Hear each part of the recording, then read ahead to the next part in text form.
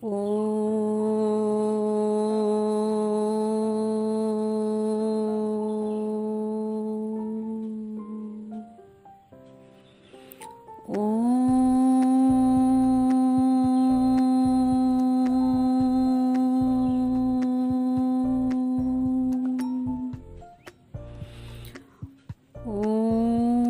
संगच्छध्वं संवदध्वं शम्भो मनासि जानतां देवाभागं यथा पूर्वे सज्जनाना उपासते सज्जनाना उपासते।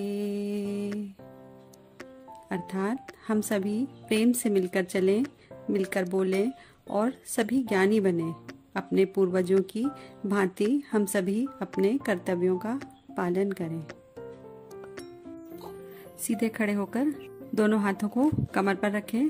श्वास को धीरे धीरे बाहर निकालते हुए सिर को आगे की तरफ झुकाएं और अपनी ठुड़ी को गले से स्पर्श कराने की कोशिश करें। श्वास अंदर लेते हुए सिर को जितना पीछे ले जा सकते हो पीछे ले जाएं।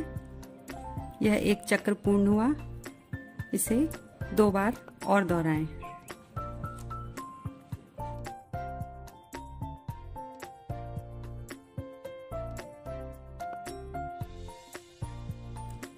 सिर को सीधा रखें। श्वास को बाहर छोड़ते हुए सिर को आराम से दाईं ओर घुमाएं। अपनी ठुड्डी को कंधे के बराबर में ले जाएं।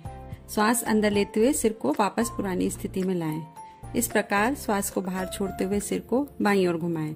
श्वास को अंदर लेते हुए फिर सामान्य स्थिति में आ जाएं। यह एक चक्र पूर्ण हुआ। इस विधि को भी 2 बार दोहरा लें।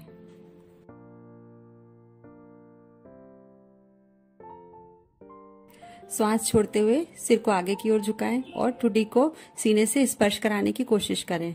श्वास अंदर लेते हुए सिर को धीरे धीरे घड़ी की सुई की दिशा में घुमाएं तथा वापस लाते समय श्वास को बाहर छोड़ें। इस प्रकार पूरी गर्दन 1 बार घुमाएं। इसके बाद अपनी गर्दन को एंटी क्लॉकवाइज घुमा लें। यह भी 3 बार करेंगे। गर्दन को आराम से घुमाएं जिससे कोई खिंचाव नहीं आनी चाहिए। कंधे को भी स्थिर रखना चाहिए।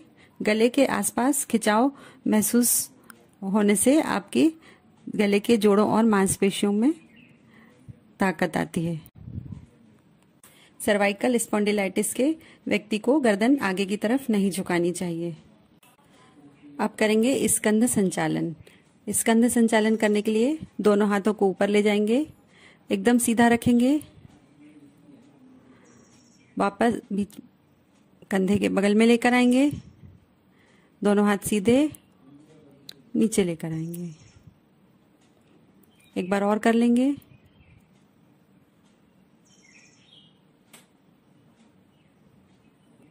वापस।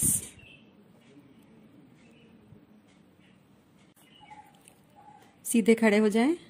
अब बाएं हाथ की उंगलियों को बाएं हाथ के कंधे पर रखें। उसी तरह दाएं हाथ की उंगलियों को दाएं हाथ के कंधे पर रखें। दोनों कोहनियों को पूरी तरह चक्राकार घुमाएं। आगे की ओर कोहनी को घुमाते हुए सामने अपने सीने से स्पर्श कराने की कोशिश करें और कोहनियों को विपरीत क्रम में घुमाएं और अपने कानों से स्पर्श कराते हुए गोल चक्र बनाएं। इसी तरह से एंटी क्लॉकवाइज भी कर लें। दोनों पैरों को 1 फीट की दूरी पर रखें। फिर दोनों हाथों को अपने कंधे के समानांतर उठाएं और हथेलियां नीचे की तरफ रहेंगी। अब श्वास बाहर छोड़ते हुए शरीर को बाईं ओर घुमाएं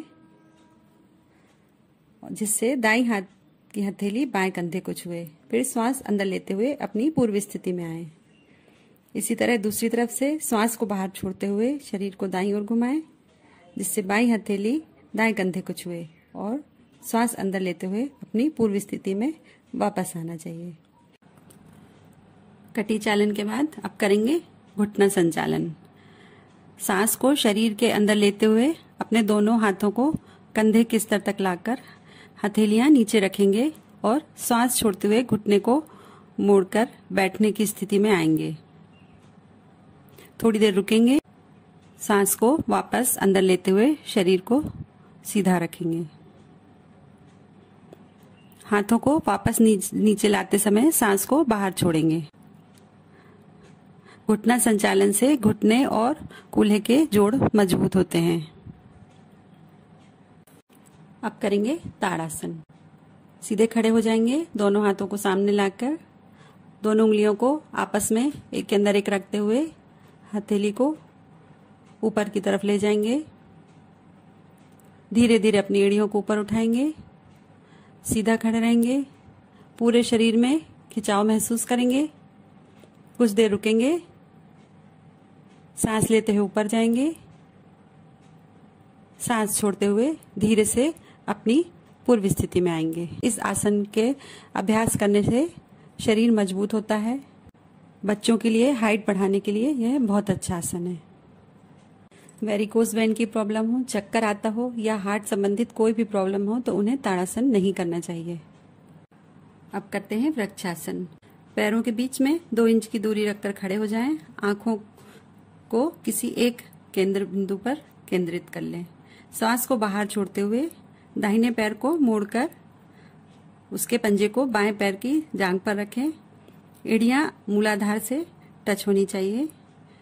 सांस अंदर लेते हुए दोनों हाथों को ऊपर की ओर ले जाकर दोनों हथेलियों को आपस में जोड़ लें। सांस को बाहर छोड़ते हुए धीरे धीरे अपनी पूर्व स्थिति में आ जाएं। इसी तरह दूसरी तरफ से भी यह अभ्यास कर लें। यह आसन पैरों की मांसपेशियों को मजबूत करता है और कंसंट्रेशन पावर भी बढ़ाता है। चक्कर आने पर या बहुत अधिक आर्थराइटिस की प्रॉब्लम होने पर इस आसन को नहीं करना है। अब करेंगे पादहस्तासन। सीधे खड़े हो जाएंगे। अब सांस लेते हुए दोनों हाथों को ऊपर ले जाएंगे। सांस छोड़ते हुए धीरे धीरे दोनों हाथों को नीचे लेकर आएंगे और अपने पंजों के बगल में रखेंगे। फिर वापस सांस लेते हुए ऊपर आएंगे। यह आसन मेरुदंड को लचीला बनाता है, कब्ज और महिलाओं में पीरियड संबंधित प्रॉब्लम को सॉल्व करता है।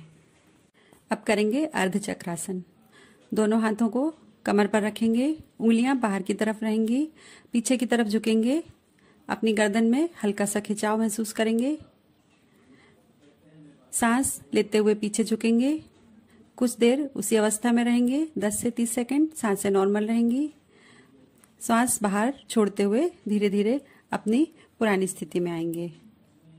अर्धचक्रासन से हमारा मेरुदंड लचीला होता है, गले की मांसपेशियों को मजबूत करता है, श्वसन क्षमता बढ़ाता है और सर्वाइकल स्पॉन्डिलाइटिस में भी बहुत लाभकारी है। यदि आपको चक्कर आता है तो यह आसन नहीं करना है। हाई ब्लड प्रेशर है तो भी पीछे झुकने वाले आसन नहीं करना है।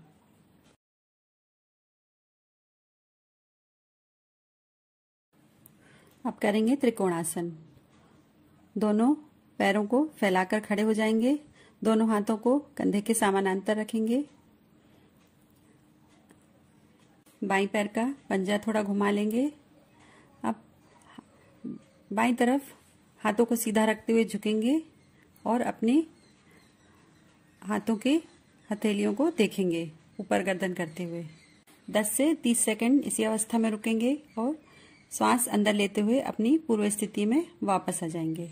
इस तरह दूसरी तरफ से भी इसी आसन को कर लेंगे। यह आसन पैर के तलवों को मजबूत बनाता है, पिंडलियों जांघों की मांसपेशियों को मजबूत करता है और लंग्स की कैपेसिटी को बढ़ाता है। स्लीप डिस्क, साइटिका और पेट में किसी तरह की सर्जरी हुई है तो इस आसन को नहीं करना चाहिए और जबरदस्ती नहीं करना चाहिए। जितना भी आप कर सकते हैं उतना ही करना चाहिए।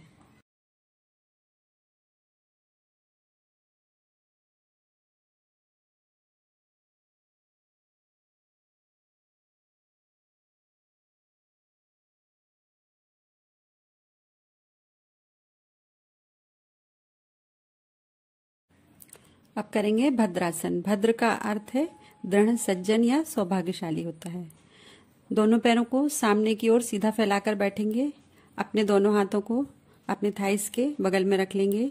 यह स्थिति दंडासन की कहलाती है। पीठ को सीधा रखेंगे, अपने पैरों को मोड़ते हुए दोनों तलवों को पास पास ले आएंगे। श्वास बाहर छोड़ते हुए पैरों को, उंगलियों को हाथों से पकड़ लेंगे। एड़ियों को जितना हो सके मूलाधार के नजदीक ले आएंगे। आंखों को बंद करके सांसें नॉर्मल रखकर कुछ देर इसी अवस्था में रुकेंगे। भद्रासन से शरीर मजबूत होता है, मस्तिष्क में स्थिरता आती है, घुटने मजबूत होते हैं, घुटनों के दर्द में आराम मिलता है। खासकर महिलाओं में पीरियड संबंधी प्रॉब्लम में और बहुत फायदा करता है। पेट दर्द में भी आराम मिलता है।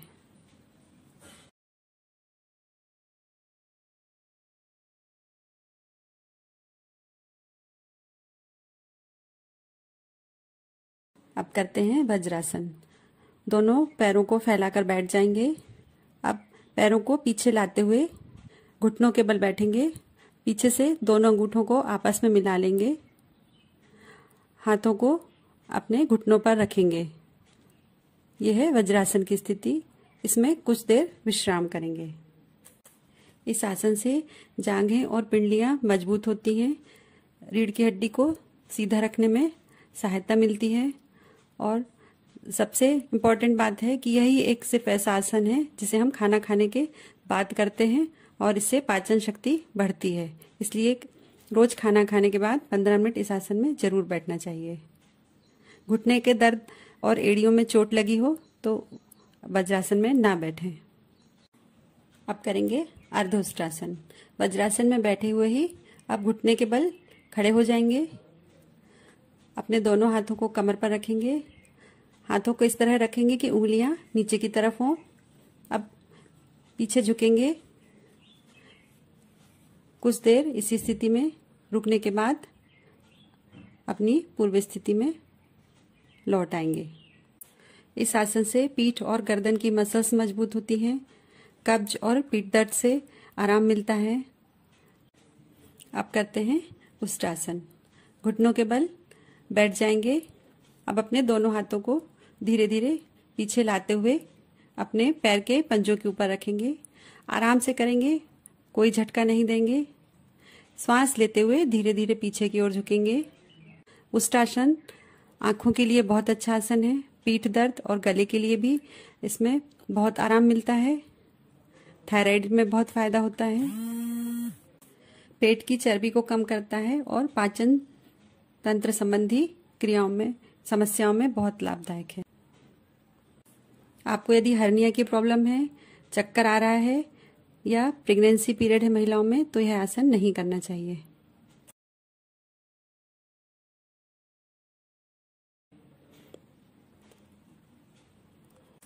कुछ देर रुकने के पश्चात अपनी पूर्व स्थिति में वापस आ जाएंगे। अब करते हैं शशकासन। वज्रासन में बैठते हुए अपने दोनों घुटनों को दूर करेंगे। पीछे से पैर के अंगूठे आपस में टच होते रहेंगे। दोनों हथेलियों को दोनों घुटनों के बीच में रखेंगे। श्वास को बाहर छोड़ते हुए धीरे धीरे अपने हाथों को आगे की ओर ले जाएंगे और अपनी चिन को जमीन से लगाने की कोशिश करेंगे। शशकासन से तनाव, क्रोध आदि में बहुत लाभ होता है। पाचन क्रिया को मजबूत करता है, कब्ज से मुक्ति दिलाता है और मन को शांत करता है। अधिक पीठ दर्द होने पर इसका अभ्यास नहीं करना चाहिए। आइए अब करते हैं उत्तान मंडूक आसन। सबसे पहले बैठ जाएंगे वज्रासन में। वज्रासन में बैठते हुए अपने पैर के अंगूठों को मिलाते हुए दोनों पैरों को दूर दूर फैला लेंगे। दोनों घुटने दूर दूर रहेंगे और पीछे से अंगूठे मिले हुए रहेंगे। अब अपने दाहिने हाथ को उठाकर बाएं कंधे पर और बाएं हाथ को उठाकर दाहिने कंधे पर रखेंगे। यह आसन हमारे लंग्स को मजबूत करता है, क्योंकि इसमें हमारे लंग्स पूरी तरह स्प्रेड हो जाते हैं और उनमें हवा भर जाती है। अतः उत्तान मंडूकासन से हमारे फेफड़ों की कार्य क्षमता में वृद्धि होती है। साथ ही साथ पीठ दर्द, गर्दन दर्द, सर्वाइकल, इसमें भी यह बहुत आराम देता है।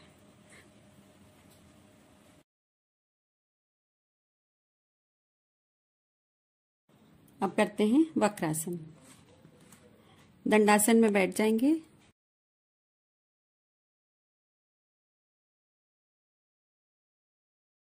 दाएं पैर को मोड़ते हुए उसके पंजे को बाएं घुटने के बगल में रखेंगे। सांस को बाहर छोड़ते हुए शरीर को दाईं तरफ घुमाएंगे। बाएं हाथ को दाएं घुटने के पास लाएंगे अथवा हथेली को दाएं पैर के पास रखेंगे।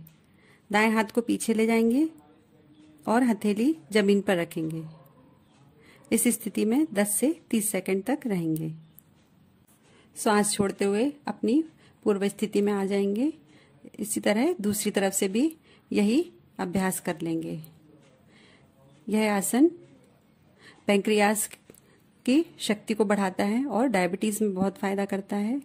रीढ़ की हड्डी में लचीलापन लाता है और पेट की समस्याओं से मुक्ति दिलाता है। अधिक पीठ में दर्द होने पर आसन नहीं करना चाहिए।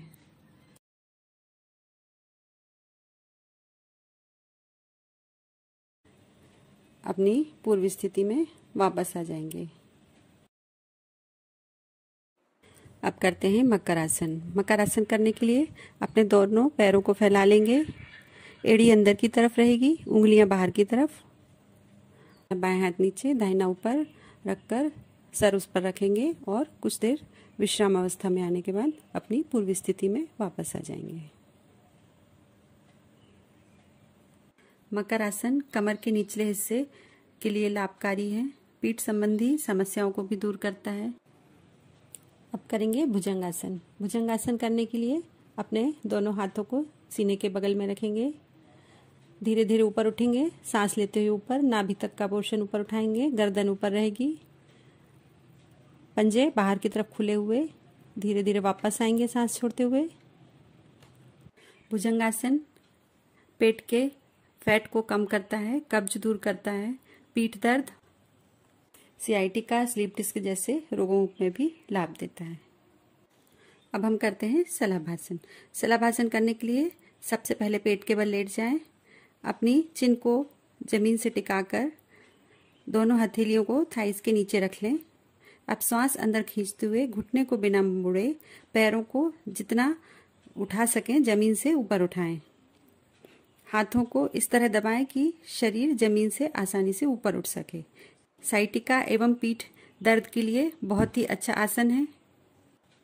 अब करेंगे उत्तान पादासन। पीठ के बल आराम से लेट जाएं। श्वास लेते हुए घुटने को बिना मोड़े धीरे धीरे अपने दोनों पैरों को 30 डिग्री उठाएं। कुछ देर रुकने के बाद श्वास छोड़ते हुए धीरे धीरे अपने दोनों पैरों को नीचे लाएं। नाभि यदि खिसक जाती है उसमें भी बहुत लाभदायक है। पेट की मांसपेशियों को मजबूत करता है और कॉन्स्टिपेशन का बहुत। करेंगे अर्ध हलासन। पीठ के बल लेट जाएं। दोनों हाथों को अपनी कमर के बगल में रखेंगे। हथेलियां जमीन पर रहेंगी। घुटनों को बिना मोड़े पैरों को धीरे धीरे ऊपर उठाएंगे और 90 डिग्री पर लाकर रोक देंगे। थोड़ी देर रुककर वापस अपनी पुरानी स्थिति में आ जाएंगे। यह आसन बदहजमी, कब्ज से छुटकारा दिलाता है। अब करते हैं सेतुबंधासन। पीठ के बल लेट जाएं। दोनों पैरों को घुटनों से मेड़ते हुए अपने पीठ के पास लेकर आएंगे। हाथों से पैरों के एंकल को पकड़कर घुटने एवं पैरों को एक सीध में रखेंगे। श्वास को अंदर खींचते हुए धीरे धीरे अपनी कमर को ऊपर की ओर उठाएंगे। इस अवस्था में 10 से 30 सेकंड रहेंगे। ध्यान रहे कि गर्दन और कंधे हमारे जमीन से टच करेंगे। घुटने और पंजे एक सीध में रहेंगे। श्वास बाहर छोड़ते हुए धीरे धीरे अपनी पुरानी अवस्था में वापस आएंगे। अब करते हैं पवन मुक्त आसन। सर्वप्रथम पीठ के बल लेट जाएंगे। दोनों पैरों को सीधे फैला लेंगे। पंजे बाहर की तरफ खिंचे हुए रहेंगे। अब दोनों हाथों से अपने दाहिने पैर के घुटने के पास पकड़ते हुए घुटने ऊपर लाएंगे और सामने से गर्दन उठाते हुए नाक से घुटनों को छूने की कोशिश करेंगे। यदि आपको सर्वाइकल की प्रॉब्लम है तो गर्दन नहीं उठाएंगे, सिर्फ घुटने उठाएंगे। दूसरे पैर से भी इसी तरह से कर लेंगे। करते हैं शवासन। सर्वप्रथम पीठ के बल लेट जाएंगे। दोनों पैरों के बीच में 1 से 2 फीट का फासला। हथेलियां कमर के बगल में रख लेंगे, आसमान की तरफ खुली हुई, आंखें बंद, सांसें नॉर्मल, मन शांत। अपने शरीर को पूरी तरह शिथिल कर देंगे। सारा ध्यान अपनी सांसों पे देंगे। सांसें आ रही हैं, जा रही हैं। इसी अवस्था में कुछ देर विश्राम करेंगे। आइए अब करते हैं कपालभाति। कपालभाति करने के लिए सबसे पहले बैठेंगे सुखासन में। आंखों को बंद करेंगे, दोनों हाथों में ध्यान मुद्रा लगा लेंगे। मुंह को बंद करते हुए नाक से सांस को सिर्फ छोड़ना ही छोड़ना है, लेने की कोई कोशिश नहीं करेंगे। अपने आप ही सांस अंदर जाएगी। हमको सिर्फ सांस छोड़ने पर अपना ध्यान लगाना है। सांस छोड़ते समय पेट अंदर जाएगा, जब सांस अंदर जाएगी तो पेट बाहर आता दिखाई देगा। इस तरह चेहरे को शांत करते हुए अपना सारा ध्यान दोनों भवों के बीच आज्ञा चक्र में लगाते हुए शुरू करेंगे कपालभाति। धीरे धीरे कपालभाति कपाल को शुद्ध करता है, कफ विकारों को समाप्त करता है, पूरे शरीर की कायाकल्प करके चेहरे को चमक देता है, नर्वस सिस्टम को पावरफुल बनाता है, साथ में पाचन तंत्र को भी मजबूत करता है।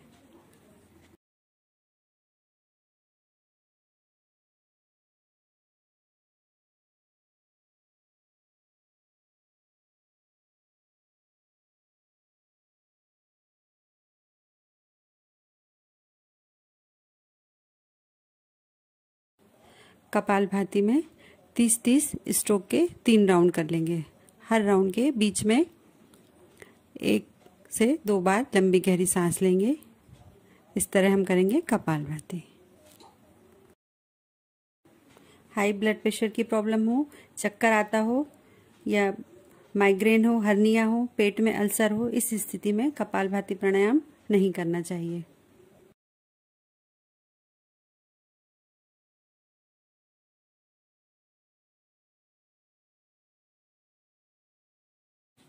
नाड़ी शोधन या अनुलोम विलोम प्राणायाम।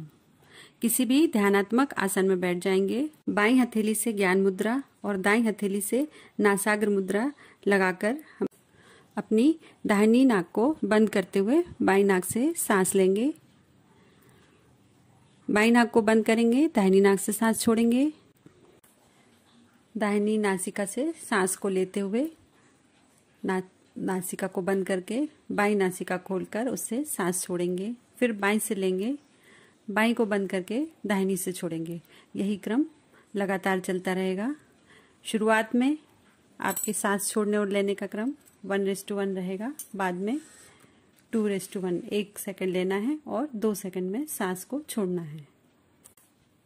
अनुलोम विलोम प्राणायाम हमारे शरीर में एनर्जी को बढ़ाता है, तनाव और चिंता को कम करता है, सर्दी जुकाम कफ जैसे विकार को कम करता है, मन में निश्चलता लाता है और शांति प्रदान करता है। साथ में एकाग्रता बढ़ाने में भी सहायक करता है, पूरे शरीर को ऊर्जा देता है।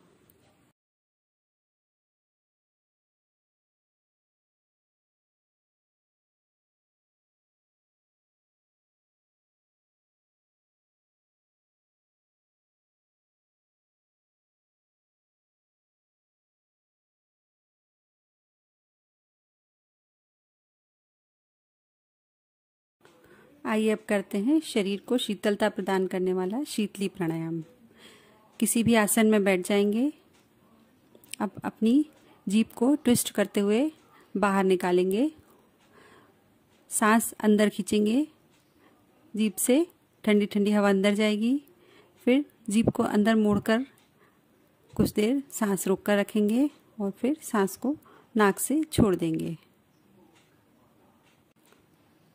शीतली प्राणायाम हमारे रक्त को शुद्ध करता है, शरीर को शीतलता प्रदान करता है। गर्मियों में इसका विशेष लाभ है, प्यास समय कम लगती है। आइए अब करते हैं भ्रामरी प्राणायाम। तालू से जीभ को लगाएंगे। अब दोनों हाथ अपने ऊपर लाते हुए अंगूठे से कान को बंद करेंगे। पहली उंगली माथे पर, दूसरी उंगली आंखों के मूल पर बंद करेंगे आँखों को। प्रेशर नहीं देना आँखों पे, हल्के से रखना है, नहीं तो आपकी आँखों में दर्द होने लगेगा। 2 उंगली गाल पर रखेंगे। अब अंदर ही अंदर भौरे के स्वर जैसे, गुंजन जैसे करते हैं भौरे, वैसे आवाज निकालेंगे।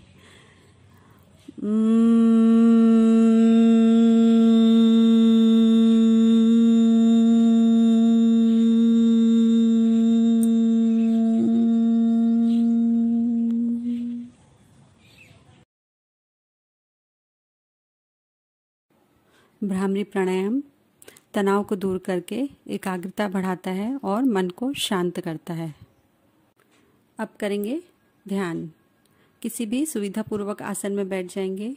अपनी बाईं हथेली के ऊपर दाहिनी हथेली को रखते हुए दोनों हथेलियों को अपनी गोद में रखेंगे। आंखें बंद करेंगे और ध्यान करेंगे। दोनों बाहों के बीच आज्ञा चक्र पर अपना ध्यान लगाएंगे और कुछ देर रुकेंगे ध्यान अवस्था में।